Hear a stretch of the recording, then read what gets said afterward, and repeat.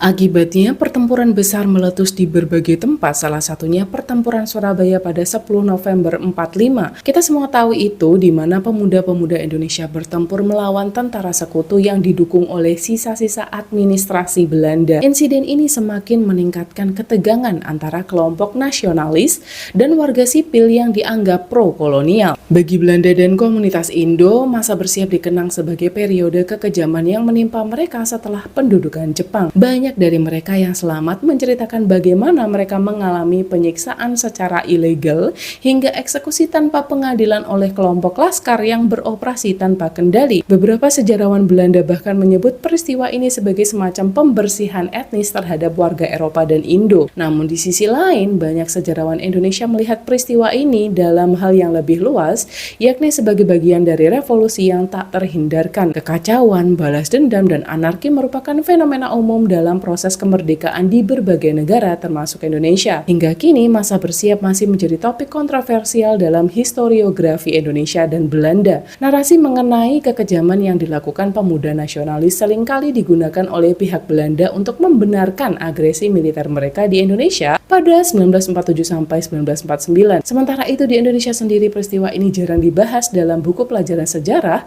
karena dianggap sebagai bagian yang tidak sesuai dengan narasi perjuangan nasional. Padahal memahami masa bersiap secara objektif sangat penting agar bangsa ini dapat belajar dari sejarah dan menghindari kekerasan serupa di masa depan. Kalau Mimin malah tahu masa bersiap ini dari cerita horor guys, arwah yang menceritakan kembali kisah ini. Kalau kisah di atas tadi adalah kumpulan informasi dari berbagai sumber yang selamat dan menceritakan kisahnya kembali secara oral.